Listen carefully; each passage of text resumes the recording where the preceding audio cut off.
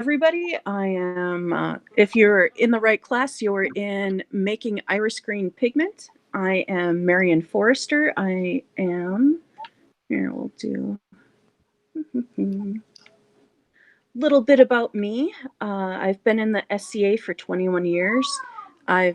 During that time, I've kind of been in quite a few kingdoms. I've been in North Shield, Middle, Callantyre, and now the Outlands. And currently I'm in the Denver area, which is the barony of Cairta. I've been making pigments for about 4 years, and this was one of the first ones I made because it is pretty easy. Although I'm not a chemist, I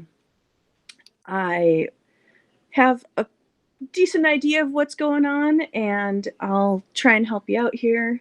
I'm pretty good at research, so we'll see how this goes.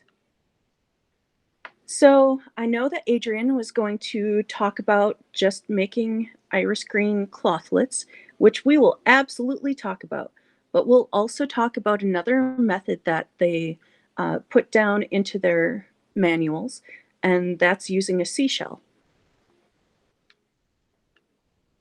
So what is a clothlet? And pretty much what a clothlet is a cloth infused with pigment. There's usually some alum in there, which is potassium aluminum sulfate. It's the dyer's alum, not the cooking alum. The pigment that you get out of these is usually transparent, and it's usually from some sort of botanical source. Now, this source can be one of many things. Iris was one of the most common, but you could also use columbine, poppy, Brazil wood, or a ton of different berries, everything from blackberries to buckthorn berries, lots of different colors there. So we have a few different recipes for clothlets, which is the one we'll begin with. So the one that's cited most often is De Arte Illuminandi, and this is an Italian source, as you can probably figure out by the name. I believe it's about 15th century, and a lot of times when you're looking for recipes that include iris, it's going to call for lilies. So if you see something with blue lilies, it's not actually like a lily like we would think of, it's an iris. And as far as I can figure out, the iris they're mostly talking about is the German iris, but I'm sure they used whatever they had around. Pretty much what both of the recipes here are talking about, the Bolognese and De Arte Illuminandi, is taking your flours, pounding them, squeezing out the juice, adding alum, and usually this alum is on already infused clothlets, which they don't really make that apparent right away. And you dip these clothlets into the juice and then allow them to dry. And one of these says about how you use it. The other one really doesn't. The Bolognese manuscript says you cut off a little piece and put it into, seashell with a little bit of whatever your binder is. In this case, they're saying egg white or glare. And then you use that as your paint. So as I was saying, clothlet process, and this is what I use. You first make your clothlet, dip it in alum water several times, let it dry each time. Then you crush your petals, squeeze out the juice, dip the cloth into the juice and let it dry. And usually they would do this a couple of times so you get a nice deep color. And as I just said, to use a clothlet, I have found references to both gum arabic and glare, so you can use either. And you can use a seashell or a small dish. The seashell is going to affect your chemistry, which we'll talk about a little bit later. and will create a little bit different color. So your second method is to get your juice and just pour it directly into a seashell. And when I do this, I usually put in a little bit of alum. And let's see, this is the Paduan manuscript. This is, again, in Italian.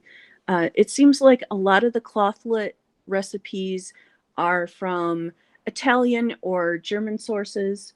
Um, the iris seems to be almost exclusively Italian.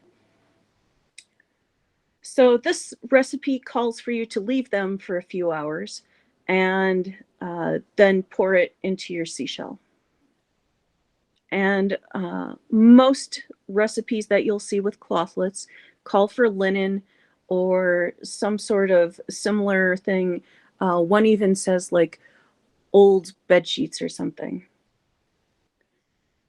And again, really easy. I think this recipe is easier than the clothlet recipe. You grind up your flours, you add alum, and when you squeeze out the juice, you just pour it directly into a seashell. You can also use this with a very similar color for columbine.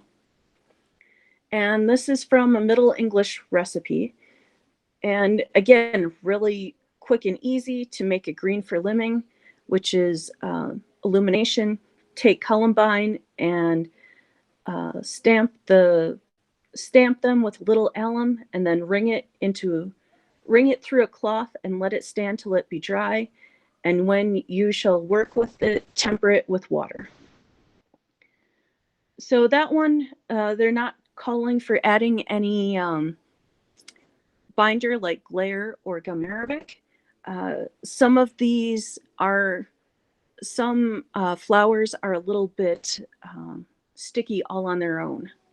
And you're making kind of a stain, so you don't need a whole lot of binder.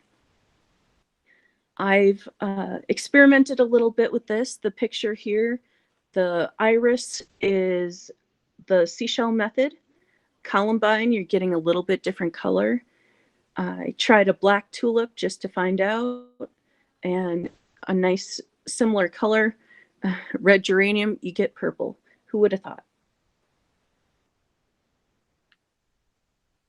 So we'll do a few questions if anyone has them now. There is my email and blog. So I am always available for any questions or anything. I love to talk about this stuff.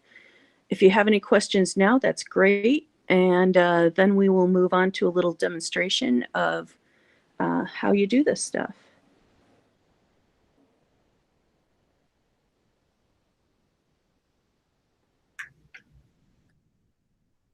Marian, thank you. I actually would like to start off with a question. These are beautiful colors. How light fast are they? They are not the most light fast. Most of these are all in illumination manuals. So these were not being used on panels or other places where you'd see a lot of light. They also call for storing them between the pages of a book. So again, you have, you're protecting them from light. So probably not the most light fast. If you are going to use them in like a scroll or something, I would, instruct your recipient to put them in a place that's not accessed by sun a whole lot, and maybe with a UV filtered glass or something like that. Thank you. We have some of these are more. Oh, sorry. Please continue. Oh, go ahead. No, go ahead. I'm done. I was just going to say we had another question in the chat from Della. Do you want to come off mute and ask? Sure. I was wondering approximately how many flowers are needed. And is it bushels and bushels? Do you just need like a cup? You definitely do not need a whole lot. If you're going to make like one clothlet, maybe just 1 or 2 iris flowers. And you can use stuff that you get at the grocery store floral area or something like that. You can use something you grow. Yeah, it doesn't take a whole lot. If you're doing columbine, I don't usually make clothlets with the columbine, but about 3 flowers will make a seashell. So it really doesn't take that much. Yeah, if you're just doing a seashell, you'd probably be able to get away with 1 iris flower. We'll be working, and it all depends on how big your clothlet is too. I've got a little one here. Let's see. And you can see it's not that huge. And this will do, you know, probably 8 seashells worth that you can cut up and put in a seashell and use. So 1 blossom should be absolutely fine for that. You really get a lot of juice out of 1 flower.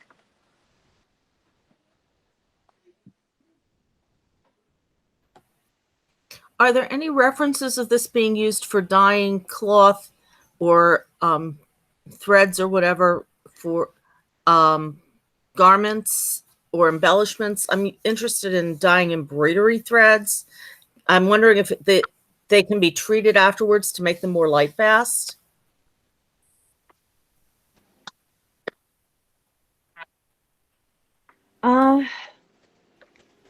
As far as I know, I have not seen or heard of anything where they're using alum to dye fabric or cloth. My expectation is that it's probably because it's not that light fast. So it's because some of the things we see with illumination, like saffron, really not that light fast. So you see it in illumination, but you don't see it in clothing that I know of.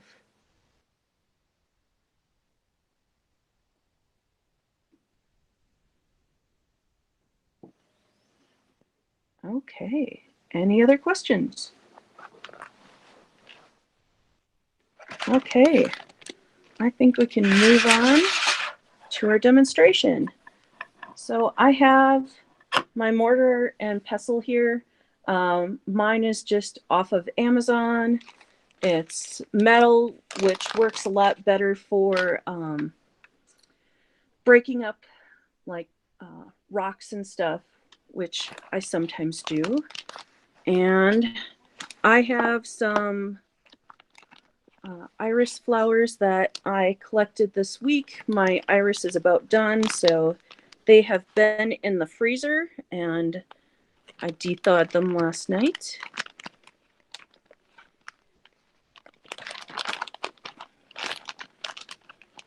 And this, I think, is like 4 flowers, so we'll see how much it gets out of there. So all I did was I took all the petals off, and now we crush them. Usually I only keep the blue parts and kind of get rid of the yellow parts and the stem and everything. But it was much easier just to throw the petals in the freezer. And those will keep maybe a year. The earlier you can get to this, the better. A lot of times I will start this and do it all in one day. It's really not a long process. And usually if I'm using fresh flowers, I'll add alum immediately. It adds a little bit of grit for grinding. And I think we're going to add some today too, just because I want to do both seashells and clothlet. And you can see I'm getting quite a bit of juice in there already. So it's a nice, pretty purple. And now we're going to start some of the chemistry. So when I add the alum, it's going to start to change from purple to blue. And You can see that almost immediately, hopefully. And this is just because we're changing the pH in here. This is a pH sensitive dye. And the difference between a pigment and a dye are that a dye usually permeates your whatever you're using it with and becomes kind of integral to what you're doing. And a pigment will sit on top. So this is kind of right in the line in between, because it's a much more translucent kind of thing. And next, I've got a little beaker here with some cloth on top. I usually use a flour sack towel just because it's what I have. It's cheap. And you're not going to cooperate with me real good, Kelly. Okay. We'll try that again. Here. Haha. And this is just being used as a filter.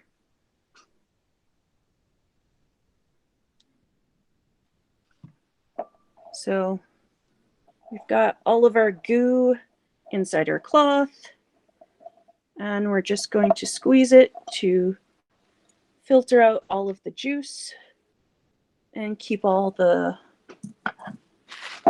pretty bits still, or all the plant bits in the cloth.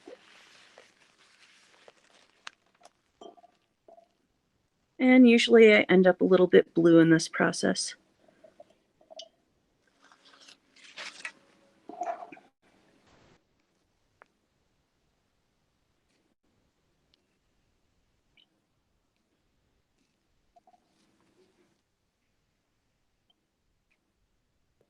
And I'm thinking you can probably keep this cloth that you've wrung it through. And I'm trying to see if that will make a good clothlet. I've got one here that I've been using with columbine. And it's starting to get really nice and dyed. And it's already impregnated with alum from squeezing out so much juice. So we'll see how that works. And a lot of times I'll do this in the sink. Let's see, where did my stick go? There it is. But you want to have somewhere where your clothlet can kind of drip dry. So I've just got a chopstick over a metal pan here. Let's see. Take my little piece of alum infused cloth and dip it in my stuff here.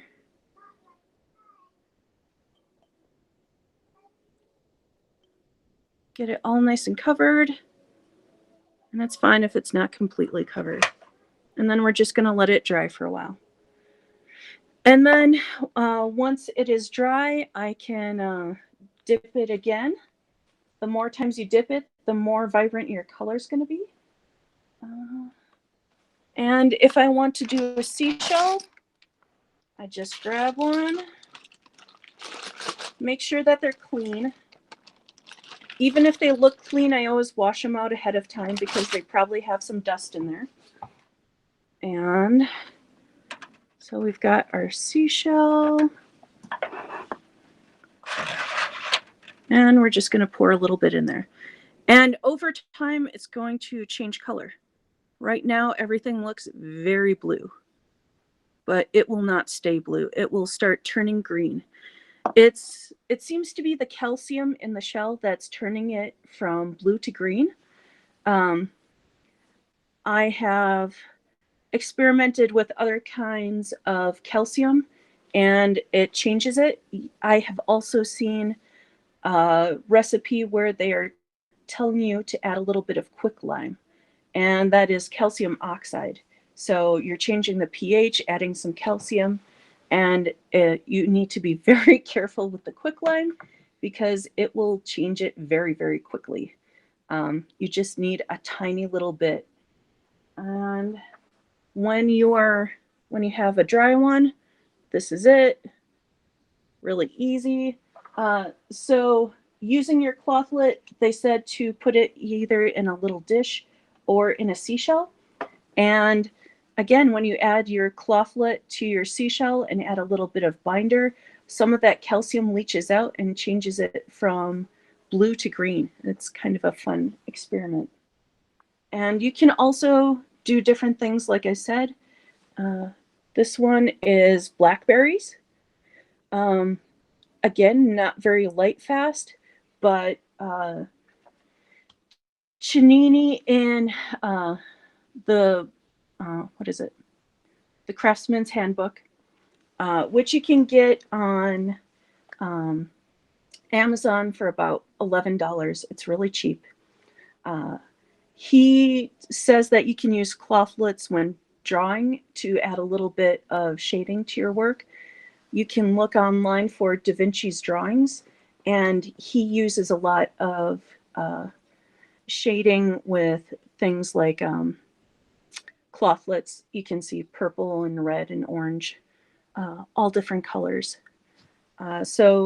And I use mine for illumination. It adds a nice little bit of shading when you're using something like malachite, and it will not react to the malachite, so you're pretty good there. And it's probably hard to tell on the camera, but we're already starting to change a little bit from that kind of navy blue to it's getting more like a forest green right now. The iris does seem to turn a bit more green than columbine. That seems to stay a little bit more bluer. Let's see. I have two clothlets here. One of them is iris. Let's see, this one's iris, and this one's columbine. And the look on the camera is a little bit different than from what I'm seeing. Mine is much more green than it looks on the camera. On camera, it looks very blue, but it's much more like a blue-green. You can use other kinds of irises other than just blue irises. The only ones I've found that they used were blue, but I have used almost like a black, and it turned into like a teal, blue-green kind of thing. I haven't tried anything into the yellow or orange yet. I have kind of some really dark burgundy almost into black, and that was like a blue-green kind of thing. So feel free to experiment. Let's see. And I've got seashells in. This one is columbine, this is iris. So you really can't tell right now. But any questions, we can try and use some on paper if anybody's interested.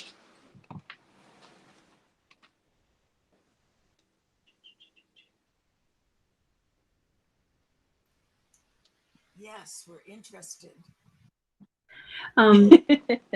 I guess I have one more question.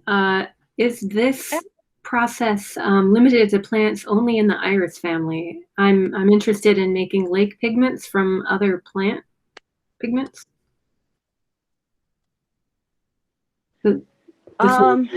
So the process that we're covering today is I've seen it pretty much with berries and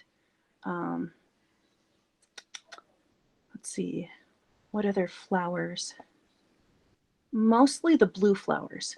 If you're talking about lake pigments, contact me. Those are a pretty different process.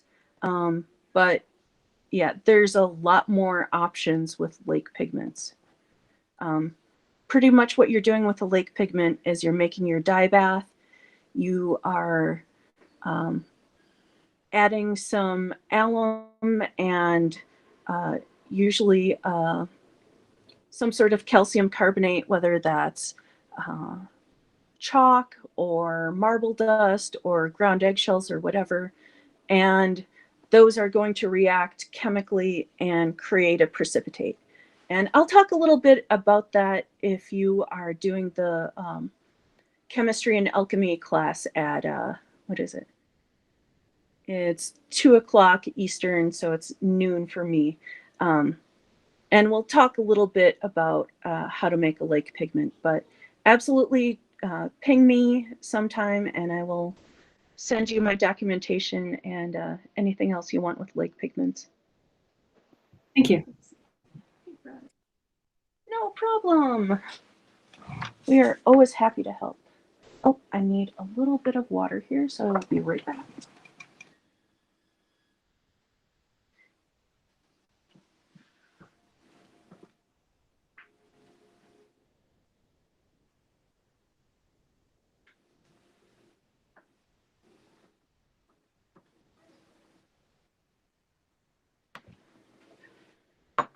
And distilled water is always best because these are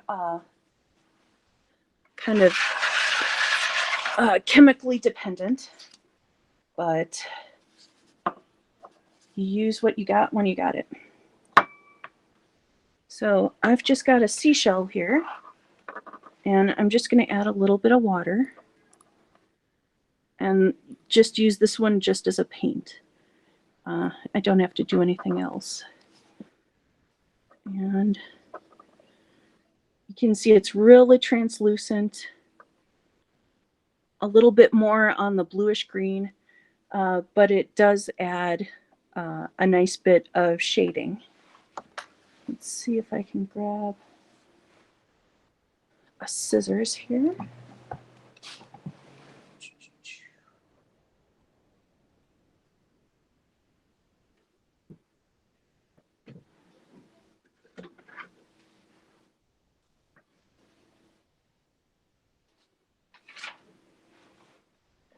So when I'm using a clothlet, really easy.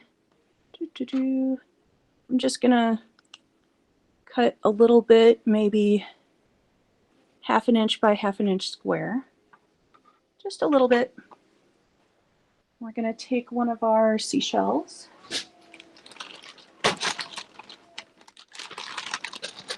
And it doesn't matter what kind. And usually I'd add a little bit of binder, like gum arabic or glare. Binder is just what helps your pigment attach to your paper. And then just add some water.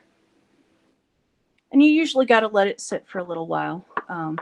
But this will start to soak into the clothlet, and you can start to see a little bit of pigment starting to leak out of there. So the more pigment you've infused into there, the darker it's going to be. Let's see. We can also do some blackberry here since I've got it.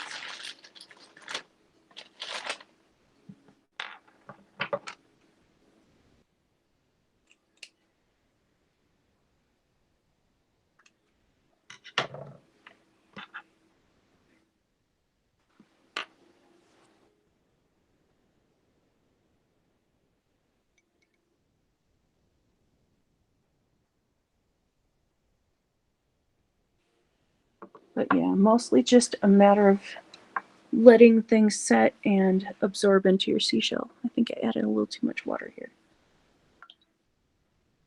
There we go.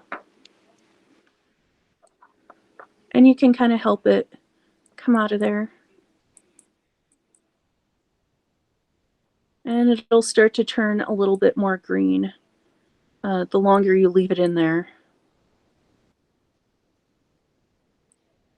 I don't think we're going to get a real nice dark color here, but yeah, that one's really transparent right now. But the longer you leave it in there, the darker it'll be.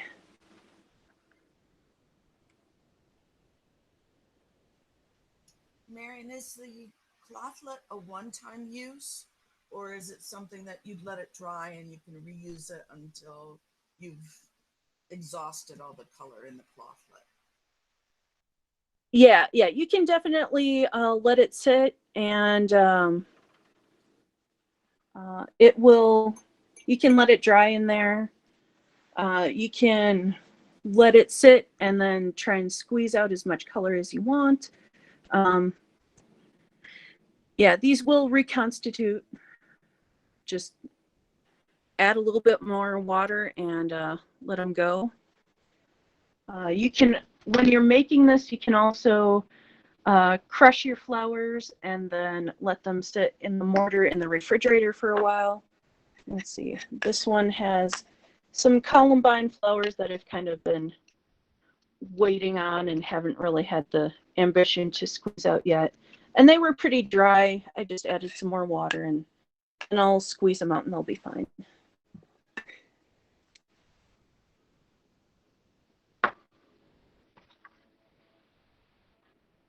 Let's see here. Hi, Katie. This is my daughter. Sometimes she's my helper. But yeah, the longer you let it sit, the darker it'll be. But right now, I don't think we're going to get too dark. The other advantage to doing it in the seashell is that you do get a nice color right away, because those are much more transparent than my iris, which I can pretty much make as dark as I want. We also have our columbine here. What do you need, Bug?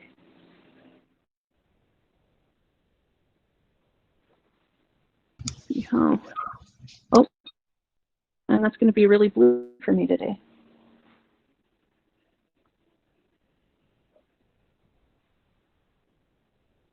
But again, a really transparent color, much better for sheeting than for doing large areas or anything like that. My color is really not very good, but it's almost like a navy blue for the columbine and a nice green for the iris.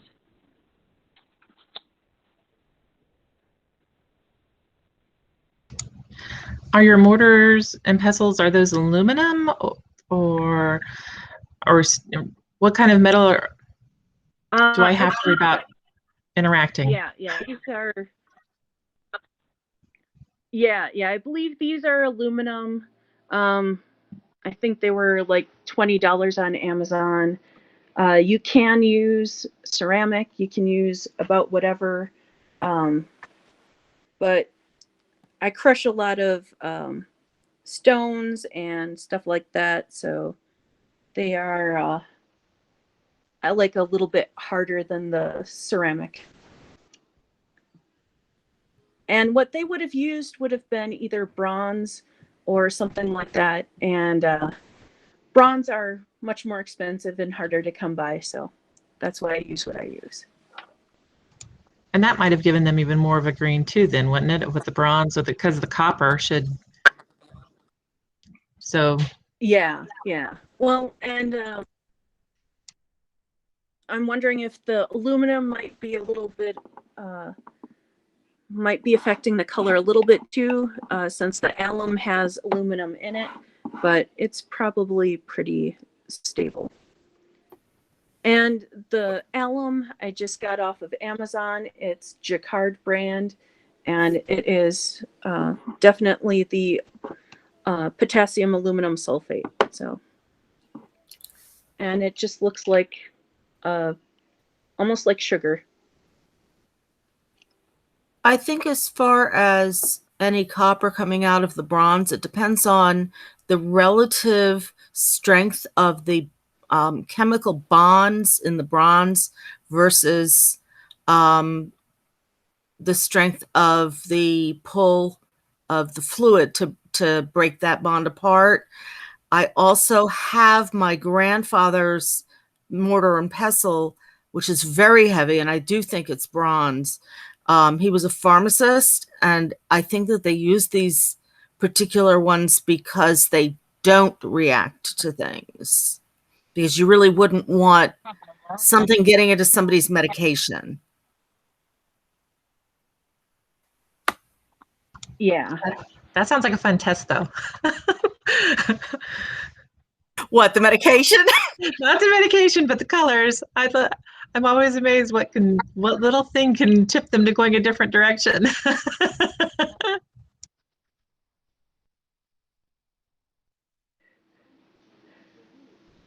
And that's really interesting too, because pharmacy and pigment making, they kind of go hand in hand. Uh, a lot of times where you would go for your pigments if you weren't making them yourself was to the pharmacist. And they would use them both in medicine and sell them to artists. Things like lapis lazuli was used as both a medicine and a pigment.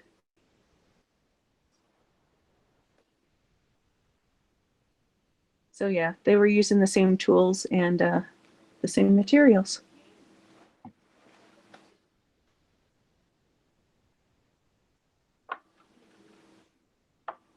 And that is all I have. So if anyone has any more questions, feel free to ask them. Otherwise, you can go to your, get ready for your next class 9 minutes early.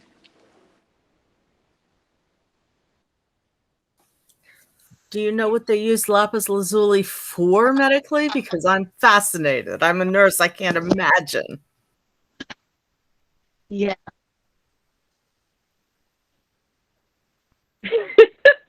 Yeah, I'm not quite sure. It seems like a very, very expensive medicine.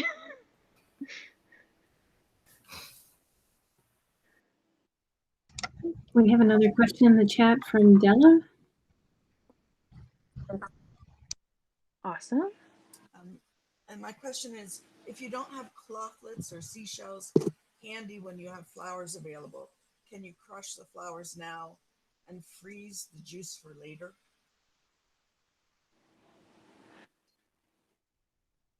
I would freeze the flowers.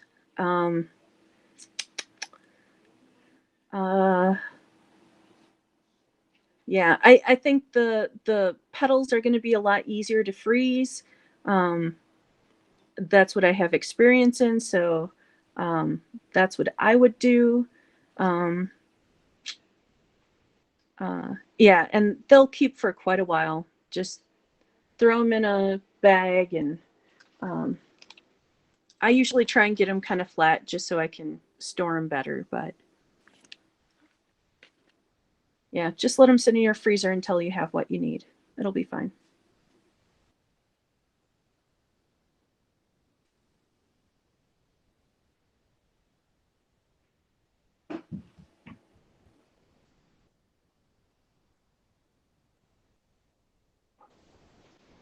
Thank you for class, Marian. It's been very interesting. Thank you. I'm going to get corrupted to the scribble side yet. Oh yeah. Oh yeah. And even if you don't want to do the actual painting, you know, making pigments is so much fun because it's kind of like crazy scientist stuff. Oh, it totally is. Especially It's so when you much get fun. into Well, I'm already a natural dyer and work on the dye chemistry side of things. So lake pigments yeah. and clothlets, the difference between clothlets and dye is just absolutely fascinating to me. And I just like mad props respect to our predecessors who, even though they didn't have the words for it, had such a deep, profound understanding of the chemistry. They don't have the words we do, but they absolutely knew what the hell was going on. Oh yeah. Which is just oh, yeah. amazing. So, and somebody was yeah, asking and they about knew which natural. ones were poisonous. Oh, for sure. Sometimes they didn't care, but they had a pretty good idea on what was going to completely mess you up. There is quite a number. Somebody was asking about the natural dye, using petals for natural dye. It doesn't work great, but there's plenty of dye classes coming up later in this. So I hope you signed up for a couple of those because they cover off some of the differences between pigments and dyes and why flower petals will mostly just make you cry if you're trying to dye with it.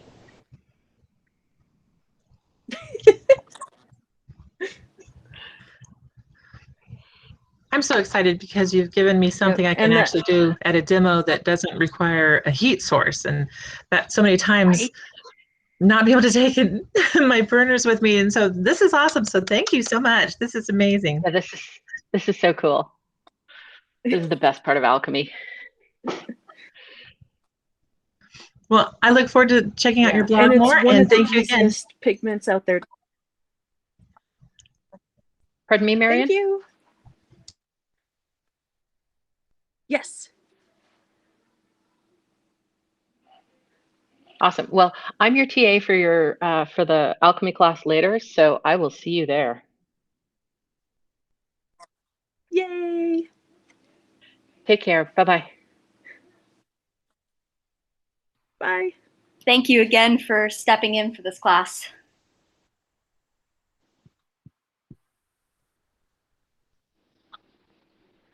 Sophia, thank you for No marking problem. everyone's attendance there.